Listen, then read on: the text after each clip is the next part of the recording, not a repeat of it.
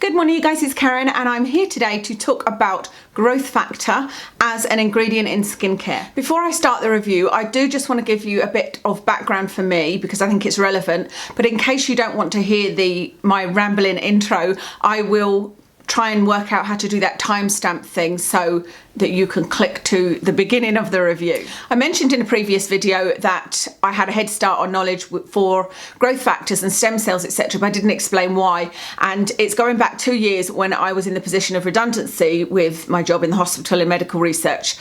I was offered either a redundancy package, or a move to another job. I would have had to apply for it, but I'm pretty sure I would have got it. And it was all to do with the funding had been cut from the government. That was why the position I was in became redundant, but then this new position was there.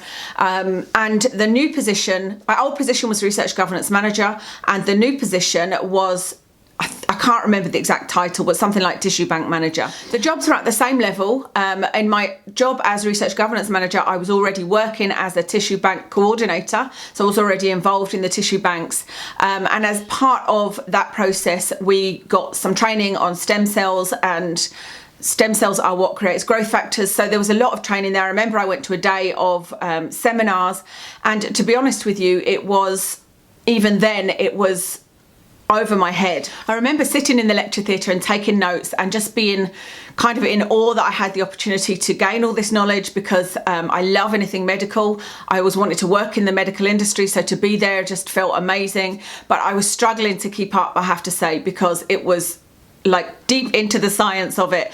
And yeah, I was taking all my notes, and I remember I went back to my desk at the end of the day and I went through to see my manager. My manager at the time was a biochemist who had done a lot in stem cell research, so I went through and I had a list of questions and I was asking him all about it. The reason I wasn't able to accept the job as the tissue bank manager was because they weren't able to offer it as a work from home job, not even part-time, and I had been working from home for 1.5 years that I had applied for because my condition and joints, etc., was getting worse. I remember talking to my boss's boss about it. He was a cardiac surgeon actually, and he was giving me advice on what how to choose between the two packages, if you like, because I was struggling. I didn't know whether to take the redundancy package, and I felt like I'd never had time off work. I've been working since I was 16 years old, and I just thought it would be great to have some time off, especially for my health.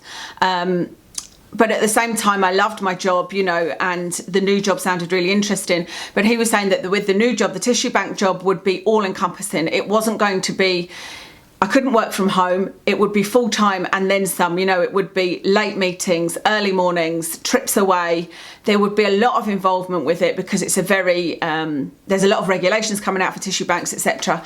But what he was saying was, with my condition and the progression of it, I may end up being medically retired without a package, because once you turn down that redundancy package, that's you done. I don't think I've talked about it on this channel before. I know it's all over on Patreon, but it's not a decision I regret, because like I said, I felt like I had no choice. But I do miss working in research, and I would have loved to have been in that role, with all about tissue, and I would have seen all the research that was going on with stem cells, etc., and I would have loved that. However, that's why I'm so enthusiastic about ingredients, and especially this one on growth factor, because in a small way it's back to doing what I love.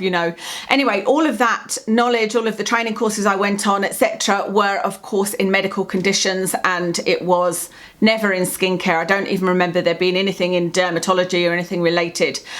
So this is a new area for me to look at, and I have been researching this for probably 2 weeks, but bearing in mind a lot of the evenings I couldn't because of my headache. But I've researched it a lot. I feel like with age as well, I don't retain information as well, so I have to kind of go over things the next night and the next night and the next night. I never pick up where I left off. I have to kind of backtrack a little bit. Okay, let's get on with it. So we're talking about growth factor in skincare. There's no easy way of describing growth factor, because growth factor is not just one ingredient. Growth factors are a group of proteins that target specific cells in the body, or not just in the body, they're in plants, they're in animals. They target specific cells to regenerate them. There are hundreds of growth factors, and for skincare I think there's about 13 that are considered related to collagen production. So it shows you how wide a group this is. This is not one ingredient. Growth factors have been well studied clinically. So for medical conditions, particularly wound healing, there's been a lot of research and it has been proven to be very effective for wound healing. But they are also being looked at as potential anti-cancer drugs. Part of that study is looking at the risk of growth factors to cancer because, as I said, they are about stimulating new cells and regenerating. And so if you think about it, they could regenerate healthy cells, but they could also regenerate and multiply cancer cells. So in skincare, there are, like I said, 13 that are related to collagen alone, but there are many others that are of interest. So to give you an example of 3, there is transforming growth factor, so TGF. That's one that is thought to stimulate collagen. EGF, or epidermal growth factor, is thought to help with skin cell production, so to help new skin cells to come through, I suppose kind of like retinoids. VEGF is vascular growth factor, and that will help blood vessels to regenerate and for healthy blood to come to the skin. So that's just an example of 3 different types of growth factors. So where does this growth factor come from that's in our skincare? Well, it can come from humans, plants or animals, as I explained, but during my research I haven't seen any company or any research talking about having used animals. I think because it can come from humans and plants. So plant growth factor is very, very different to human growth factor. I'll kind of remove animals out of it because, like I said, really everything I've looked at comes from humans or plants. Studies have been done in both plants and human growth factor, and there are a lot of products out there with plant growth factors in them that you may mistakenly believe are these wonder products. But what is known is that you can get some benefits from plant growth factors, but there's a limit, and they won't be regenerating for humans because they will only work in the way that they would work in a plant, not in a human. So where does it come from in humans? Well, it's produced by stem cells. Stem cells produce growth factor, and the richest sources come from platelets in the blood, or adipose tissue, which is fat basically. I believe bone marrow is also a good source. But where it seems to be taken from the most for the products that I've looked at, the skincare products, is from baby foreskin. I'll talk about that a bit more when I talk about the products, because there is one that comes from a tissue bank that started from an aborted baby, and there's others that just comes from baby foreskins that are donated when the circumcision is done. It's funny, when I was looking into this, I can't remember what I was reading, but it was obviously some sort of comment section, and somebody had said, I think it's disgusting that they're taking bits of baby's foreskin and not with no consent. And it was just laughable because I don't know where she got the idea that there was no consent. It didn't say anything about no consent, and of course that is not happening. And they're not just whipping off a bit of the little baby's willy. This is when they're having a circumcision, and the parent will be signing a consent form to donate that to a tissue bank. So funny when people are getting annoyed about things that are not happening. Anyway, what you won't see in your skincare cream it won't say foreskin as the ingredient, because you're not actually, none of the foreskin is in it. They're not actually blending it or anything like that. What they do is take some of the tissue of the foreskin and they put it into a petri dish and put some other things in there that will extract the cells that they need. The growth factors will be extracted. The foreskin is then discarded, and what is left is what is the ingredient in the skincare. Apparently this has been very confusing for some people who believe that that is waste, the product in the dish is waste, but it's not. And I was trying to think of an analogy that would make sense to you, and I thought it's like a cup of tea. You put the tea bag in, and the tea bag is what you want, and it's got the flavour and everything that you want in it. You put it in the tea, you pour hot water on it, it extracts the tea, and then you throw the tea bag away. That's exactly what's happening. The cells from the foreskin are put in a petri dish, other things are added that will extract what's needed, and then the foreskin's thrown away. What's left is called human conditioned media, or human fibroblast conditioned media. And that's what you'll see it listed as in some things, human fibroblast conditioned media. I know it's a bit of a mouthful, isn't it? or you might see it listed as processed skin proteins. That's one of the other companies lists it as that, and they have a little bit of a different way of extracting it. The point I'm trying to make is you're not putting forth skin directly on your face. So that's how the skincare product is made. It is made with many different growth factors in that juice, if you like, that's left. But I haven't found anybody to list the specific growth factors that are there. It is just called human fibroblast conditioned media. What that tells me is that the growth factors are from the fibroblast growth factor family. Because remember I said there are hundreds of growth factors. They are grouped into little families. So there will be fibroblast growth factors, vascular growth factors, etc., etc. There's an abundance of other ingredients in the skincare because there needs to be lots of things to support these growth factors. There needs to be more than one growth factor, I should say. Single growth factors in skincare are not recommended at all. There's a risk related to cancer, but also it's just thought that you need a whole group of them to balance each other out and to work. They work synergistically, they work well together. That's what growth factors are and how they're made. Let's look at what the claims are for them in skincare and what any issues are. So the claims of the benefits are that it works on fine lines, loose skin, age spots and skin texture, pores, basically anything to do with aging. Any signs of aging on your face, this is thought to help with, or this is claimed to help with, because it regenerates cells.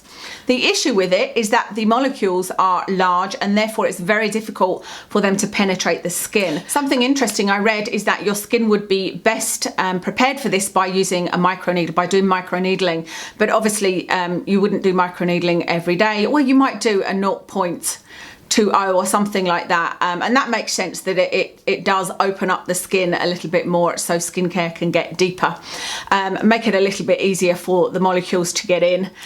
I know that there are some better delivery systems being created, but it's not clear whether or not they have already been produced and are part of these serums that we can buy or not. So let's talk about the research, what research is there and what my thoughts are. So the research, the problem with the research, let me tell you the problem with the research first, is that there is no independent research that I can find. It is all research conducted by the people that are selling the serums. So Regenica, Neocutis, TNS, SkinMedica TNS Serum. It's all studies by them. That is not considered independent research. That said, there were a couple of the studies where they had asked an independent skin expert to have a look at the results and give an opinion, which was great. But the other issue I have with the research is that a lot of it is by appearance. It is the professionals looking at patients and making an assessment. It is the patients themselves making an assessment, and that is not a good clinical study.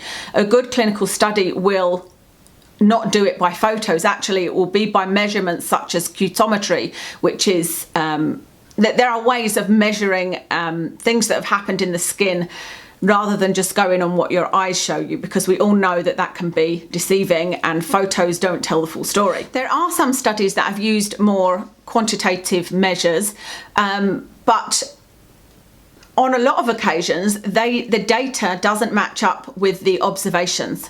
So there are studies whereby the people leading the study have reported massive differences. You know, they completely look different. All the wrinkles are gone, but the data doesn't show that at all. The data shows almost the opposite. And I am being very general here because there's a lot of studies, so I'm not going to go through each individual study. This is a general summary of the studies. That being said, let me tell you what the skincare company's research showed. It showed an improved skin barrier function, anti-inflammation properties, improved pores and texture, and there was very little mention of it being anti-wrinkle. Very little data on that at all. There is some mention of it, but like I said, it's mostly observational and very little data. There is one study on eye bags actually that is a really good study in that the results were very good for eye bags, and people seem to think that it's worked very well for eye bags, but the actual study was just an observational study. It wasn't blind at all, so not, again, a reliable study. But then you look at the fact that a lot of people have found a great improvement, that may make you want to give it a try. And the same can be said with wrinkles. If you looked solely at what people are saying, most people are saying it's amazing and it does wonderful things for their skin. So some issues to think about with using this in skincare are, something you may not know is that actually production of too much collagen can cause scarring. And that's something I didn't know. I was not aware of that until reading that recently. Smell seems to be a big issue. I've read many reports of people that say the smell was so bad they couldn't use it. And so that's something that would concern me because I'm not very tolerant in that respect. I believe that I think it's the Regenica one, maybe doesn't smell, but then again in my head I'm like, well, if the product in general has this horrible scent, what's put with it to make it into a more sophisticated product, and is that beneficial? So there's lots of question marks around the smell. It's expensive. I mean, it is hugely expensive, as you'll see when I talk about the products. It's not a cheap one. It's not one that you can just buy a bottle from The Ordinary and give it a go. I hope The Ordinary bring out some at some point. That would be great, but certainly not just now. And also for us in the UK, it's extremely difficult to get hold of. Well, not extremely difficult, but it's not something we can get in the UK. A better delivery system is needed because the molecules are large, so it needs to be a really sophisticated, innovative delivery system to get the most penetration from the product. And finally, there's a lack of research, and it makes sense that it could be potentially connected to cancer, and it is known actually in clinical research of that connection. And it makes sense because if you think, we all have dormant cancer cells, I suppose you could say, in our bodies that are waiting, but that can be triggered, that can be initiated by something. And if you are using a growth factor serum, you are speeding up cell renewal and speeding up cell production, and that has a wonderful side effect for skin, but could also trigger and increase cancer cells. So what is my conclusion? My conclusion is that I think that growth factor serums work. Even though the data isn't there, how they work makes sense, and people's experience seems to be overwhelmingly, not positive, but overwhelmingly anti-wrinkle, anti-aging. And so I believe that they work.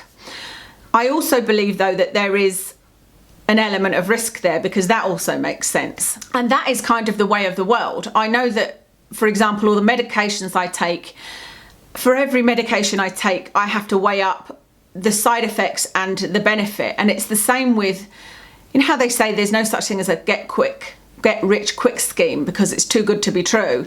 It's the same thing with anything that looks like it's magical. This will look like a magical potion that is going to transform your skin, and transform your skin it may do, but at what risk we don't yet know. So that's something that puts me off using it on my face, because I have got that there is a mole. And I've got I've got freckles and moles under under the surface of my skin or under my makeup. So I would definitely not want to put it on my face and neck, but I may consider putting it on my eyelids, weirdly. I'm not saying that's right, and I'm not saying that that's sensible. I'm saying what I would potentially consider doing, because I'm going to talk about the whole retinoid scare in my retinoid update video, but a lot of people were like, knowing what you know, why would you continue to use it? But it just isn't that simple. We've all got to decide for ourselves what risks we're prepared to take. And I miss having Botox to lift my eyes. I would love to have blepharoplasty, but it's not something I can afford.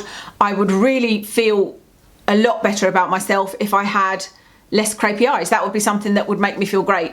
And so it may be something that I'm prepared to take the risk with, and I am considering it. So that's where I currently am. I may change my mind. I might decide, actually, you know what, it's not worth the risk. I might decide that about retinoid creams. I'm still thinking it all through. And opinions will change as more and more data comes out, as I find more data on things, that will obviously change my thoughts as well. Okay, on to products. The first one I'm talking about is SkinMedica TNS. By the way, in the UK, we can buy from Skin Store and SkinMedics. These are the two places I found these products, and I will link everything, of course. In the US, you can buy from Premier Look, which I believe is Brianna Stanko's website. She has a video about all of the products that have growth serum in, and it's a really good video insofar as talking about the products. I think that would be really useful for you. But for us in the UK, it's Skin Store and SkinMedics as far as I can see. There are other sites, but they're much more expensive. SkinMedica, they do a TNS essential serum. It's £200. I mean, it's just ridiculously expensive. SkinMedica also do an eye cream, which is, like I said, I was considering the eye cream, but my issue with this one is it's in a jar. So with something that I believe may have risks, I certainly don't want to introduce bacteria into it. Another issue is it has retinol palmitate in it, which is something that is something you shouldn't use when going out in the sun. It has been shown to be carcinogenic when out in the sun, and so I wouldn't want to use it in the morning. I'd only want to use it at night, and even then I'm not so sure. The ingredients in the eye serum, the human fibroblast condition media, are like number 12 or something, which I guess is because it's an eye cream, but they're quite far down the list. And it's £72. So those are the things that put me off. It puts me off that it's £72. That's a ridiculous amount of money to pay for an eye cream, that it's in a jar, that the ingredients aren't highly concentrated but also have retinol palmitate in it, and the risks that I already discussed. That's SkinMedica. However, there are amazing reviews of it, amazing reviews of both the eye and the serum. The next two are Regenica and NuGene. There's a Regenica Rejuvenating Serum and there's a NuGene Universal Serum. And I'm not going to really talk much about them any further because, like I said, they are in that video of Brianna Stanko's, but also we can't get them in the UK. And there are really too many products to discuss, and I can't recommend or not recommend anything based on usage. I can only recommend based on what I can see. Neocutis Bio Serum is £149 from Skin Store, and then there is the Neocutis Eye Serum, which is £54. And so I think if I was going to buy one, it would be the Neocutis Eye Serum that I would buy. I think it's called Lumiere. £54 from SkinMedics plus $15 shipping. It does ship to the UK, and you will then pay customs on it. But with this one, you need to be aware, in case you have any moral issue with this, it comes from a tissue bank, as does the SkinMedica TNS serums are made from foreskin from a tissue bank, but they are made from, it's called adult foreskin, but it's baby foreskin. But this Neocutis serums are made from an aborted baby's foreskin that started off, it's just one baby that started off a tissue bank, just in case you have any issues with that. So something else I want to mention that is a real big concern to me is, as well as there are a lot of people saying how wonderful that is, with the eye creams, there are a huge amount of people that have had big allergies. So allergies that have landed them in ER with big, puffy, closed eyes. And that concerns me, especially since if you look at Skin Store and SkinMedics, they won't refund you if you have any allergic reaction to these things. And I think that's because they are known to be possible allergens because there's no long-term safety data. The studies that have been done, they have been shown to be irritations for some people. But particularly the eye cream, like I said, I read quite a few reviews where people have had serious problems with this, so that would concern me. You know, to pay £54 is not quite as painful, but still to pay £54 and have something that you just couldn't use that would just, you know, make your eyes swell up would be disappointing. One other thing to mention is on Amazon you will find lots of things that claim to be growth factors, and they are growth factors, some of them, but from plants. And it's difficult to figure that out because they will still list it as growth factor. You know, that is really tricky to drill down. I found it very tricky to find out about the Skin Pep one. There's one by Skin Pep that I considered buying as well. It's only £20 on Amazon, and some people have had results with it, but it is not human. It is synthetic, made to act like human with the same sequences, but it comes from barley, it comes from plants, so it's not the same thing. That's everything about growth factors. I hope that that was interesting to you. If you have any questions, of course, leave them in the comments. If I do get the Neocutis Eye Serum, I will of course do a review for you guys, and I would do before and after pictures, but I'm not sure how that would work with me currently using tretinoin, because then I won't know what the results are from. I'm about to do a tretinoin update or a retinoid update on how I'm getting on with that and what my thoughts are. There's many more products that I haven't discussed here because, like I said, I can't really recommend or not recommend other than that SkinMedica Eye Serum. Yeah, let me know your thoughts. I'd love to know what you think. And kind of like with that, the video on tretinoin and that study where people were dying, this is the same thing. It's me saying these are the risks. I'm not saying don't use it or that there's a conclusion been made. It's just me going, this is the information I found out. What do you guys think? You know, I'd love to know what people's opinions are. And on the tretinoin, people's opinions were so far apart. Some people are not going to use it anymore. Some people just don't care. And I think they're all valid because there is no conclusion. So it'd be really interesting to know what you think, and I would especially love to hear from you if you've tried any of these serums. So thank you so much for watching, and I will speak to you again soon.